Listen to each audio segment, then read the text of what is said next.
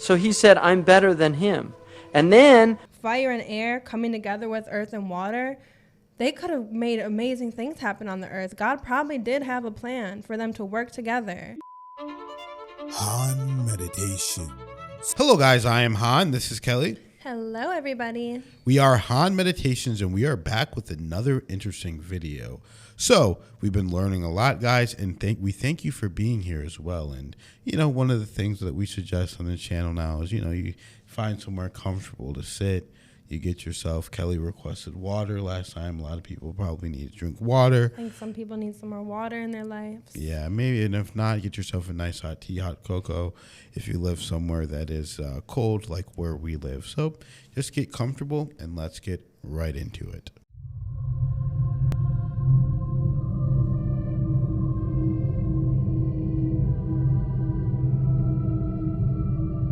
how this all started is a really interesting story. How did we get here?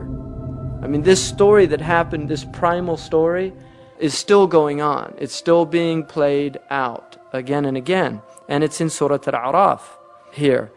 The story is a story about two creatures, Adam and Iblis. The dominant opinion is that he was a jinn, but he was allowed into the court of the angels, this angelic court. Now, these angels were told by God to bow down to Adam. And that sujood is not a prostration. It's not actually putting your head on the ground. It was a type of ta'zeem, which was more like an inhina. It was bowing. So Iblis is told to bow down. All of them did it, except Iblis. What has hindered you from not falling prostrate? إِذْ أَمَرْتُكَ, because I told you to do this. قَالَ أَنَا خَيْرٌ مِّنْهُ, I'm better than him, which is a very interesting statement, because some of the ulama say this is the first wrong action ever. And it's a belief of superiority. It's a belief of superiority of another creature. So he said, I'm better than him. And then, خَلَقْتَنِي مِن نَارٍ. Then he gives the reason. This is his logic of why he is superior. You created me from fire, وَخَلَقْتُهُ مِن طِينٍ, and you created him from earth and water. I'm fire and air, he's earth and water. I'm better than him. What was the superiority here? What superiority did he see? Material, right? It's medda. He's looking at the actual substance of what we are made of. Now, what is unique about Iblis and Adam? Both Iblis and Adam, they have this conscious ruh. They have this conscious knowledge of God that other creatures don't have, whether they're made of fire, earth, water, whatever they're made of. So Iblis was looking at the outward of the situation and he's saying, I'm better than him. Why are you making me bow down to somebody that I'm better than? This is his logic. And there's a lot of people that fall into that type of reasoning in the world, and it causes immense problems in the world. قَالَ فَأَهْبِطْ, then go down. Now this is a command to him. مِنْهَا فَمَا يَكُونُ لَكَ أَن تَتَكَبَّرْ فِيهَا. It is not for thee to show pride here. In other words, you're in the divine presence. This isn't the place for pride. If you're aware of God, you can't be in a state of pride. And therefore, he was cast out of this presence, because the two can't go together. And then he says, فَخْرُجْ إِنَّكَ مِنَ الصَّاغِرِينَ. Get out of here, because you are the saghir. You're not better, you're worse. You're the humiliated one because of your pride. Because of your pride, you've put yourself under the thing that you thought you were over. So the actual thinking that you were over this other creature has put you under that creature by default. So go out. His kufr is called kufr al-isyan. It's the disbelief of disobedience. And then he says, قَالَ أَنظُرْنِي أنظرني إلى يوم يبعثون. Give me some reprieve. قال إنك من المنظرين. You've got this reprieve. قال فبما أغويتني. This is really key here. بما أغويتني, now, because you led me astray. Right? So he's blaming, now he blames Allah. This is the beauty of Iblis. Look at this foolish intellect. First, he says, why didn't you do it? And he says, because I can't do that, I'm better than him. Then he says, Bima aghwaytani, you made me go astray by telling me to do it in the first place. Because I couldn't do it, you said do it. And so it's your fault. It's not my fault, it's your fault. See, he's blaming God for his problems. بِمَا أَغْوَيْتَنِي لَأَقْعُدَنَّ لَهُمْ صِرَاطَكَ الْمُسْتَقِيمَ. I will now lurk in ambush for them. In other words, these humans. Because you told me to do this thing. So it's both of your faults. You told me to do something that I couldn't do. And the reason I couldn't do it is because he wasn't worthy of it. So he's got two adversaries here. He's angry at God and he's angry at Adam. And then he says, ثُمَّ لَأَتِيَنَّهُمْ مِنْ بَيْنِ أَيْدِيهِمْ, and I will come upon them from before them, وَمِنْ خَلْفِهِمْ, and behind them, وَعَنْ أَيْمَانِهِمْ, and to their rights, وَعَنْ شَمَائِلِهِمْ, and to their lefts, وَلَا تَجِدُ أَكْثَرَهُمْ شَاكِرِينَ, and you will not find most of them filled with gratitude. So this is important too, because what Iblis has set out to do now is show that they're ingrates. That's what he wants to do. He wants to show God that you made a mistake, you shouldn't have made him the Khalifa, the Caliph on earth, and you're going to see that they're not going to be grateful for what you've given them in the first place. And so it's very interesting, this story, because what it's telling us is that if you place God in his right position and you place yourself in your right position, which is that you see God over you and you're under, in prostration, in this state of submission, shaitan has no access. When does shaitan flee according to the hadith? When you're in sajda. Because he can't bear that. Humility before God. And then Allah again, قَالَ خُرُجْ مِنْهَا مَذْءُومًا مَدْحُورًا. He banished them again, degraded, banished.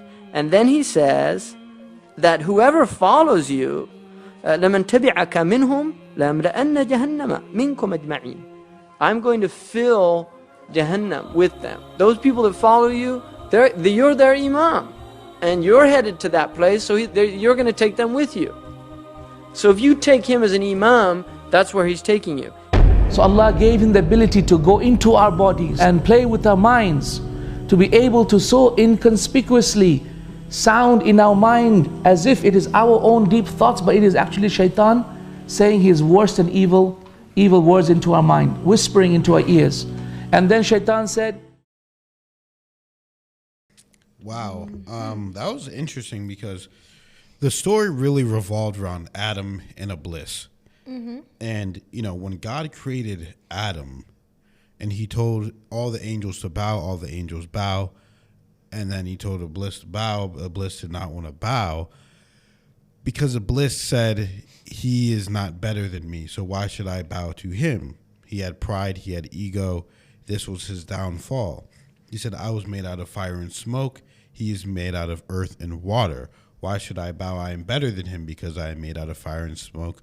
Focusing on the material things, the physical attributes, and not about the connection that God created both of us.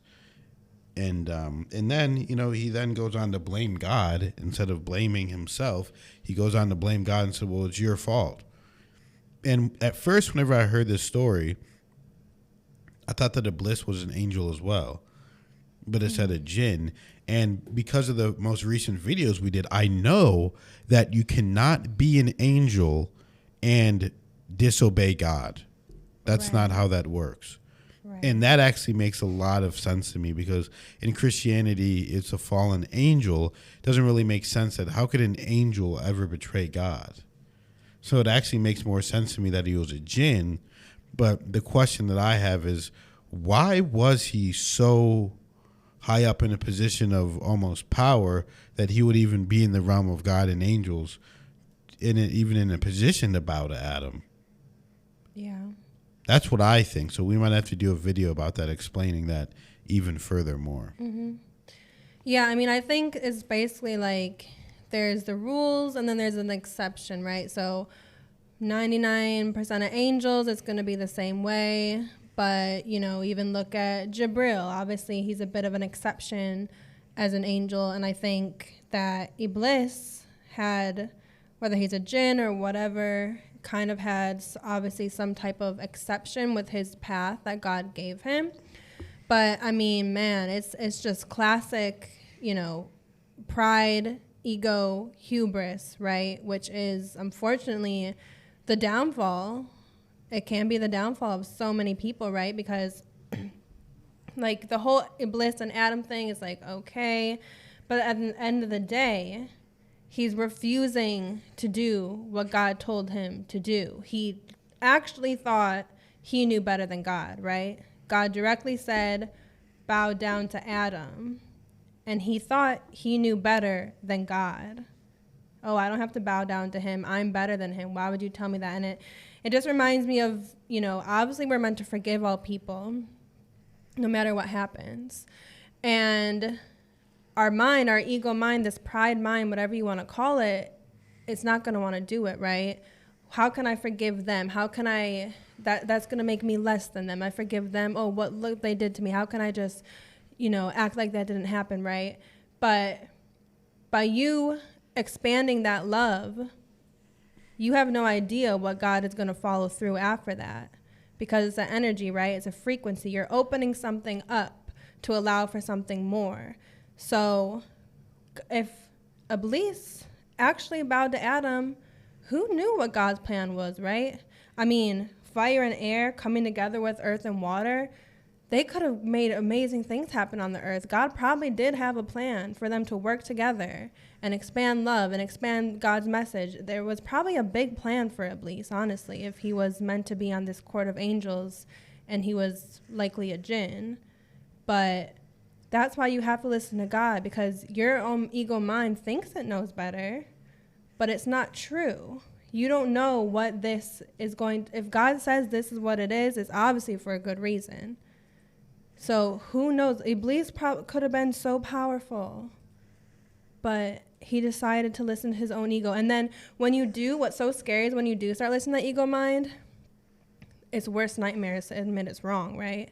So it's almost astonishing how creative it can get, you know? Yeah. It'll start coming up with anything to prove that it is right. What did he start saying? You know, basically he was saying that God was wrong, yeah. You know. He said it's God's fault for telling him to do it. Yeah, it was God's fault for telling him to do it. It'll come up with anything.